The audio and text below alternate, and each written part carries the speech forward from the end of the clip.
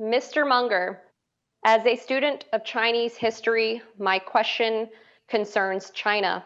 In 1860, GDP per capita in China was 600.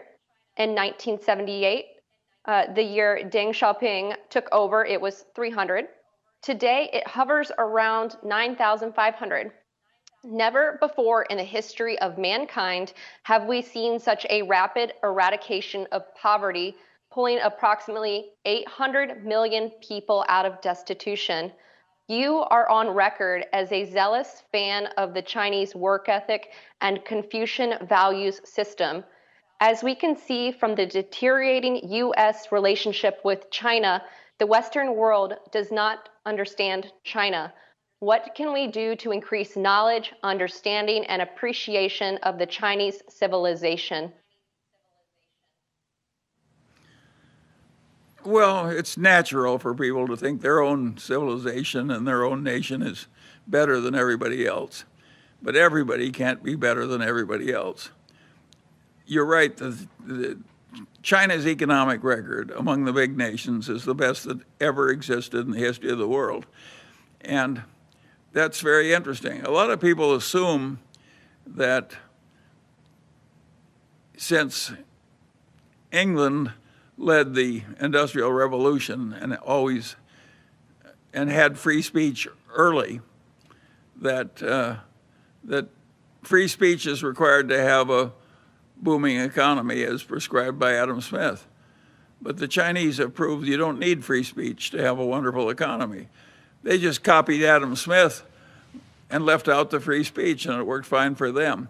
As a matter of fact, it's not clear to me that China would have done better if they'd copied every aspect of English civilization.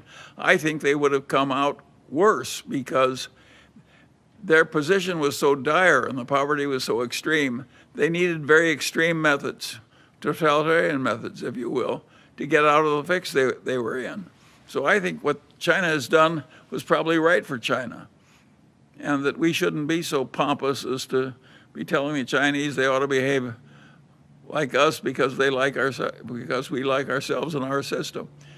It's entirely possible that our system is right for us and their system is right for them.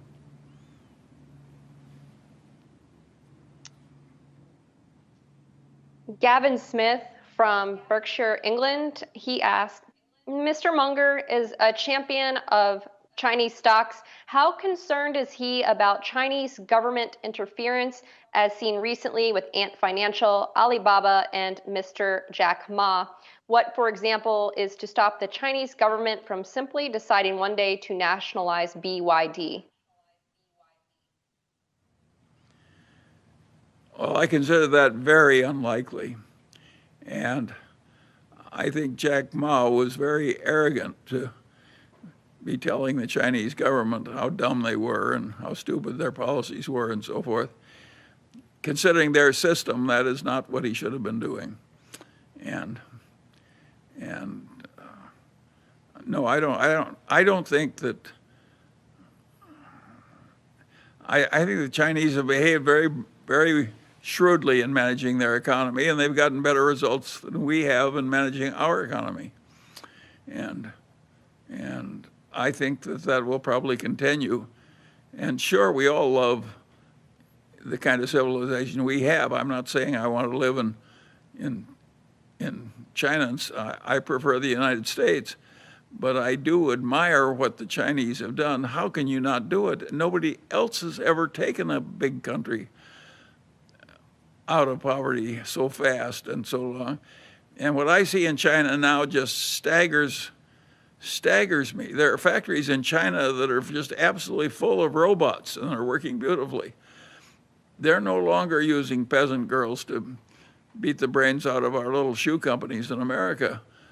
They are joining the modern world very rapidly, and they're getting very skillful at operating.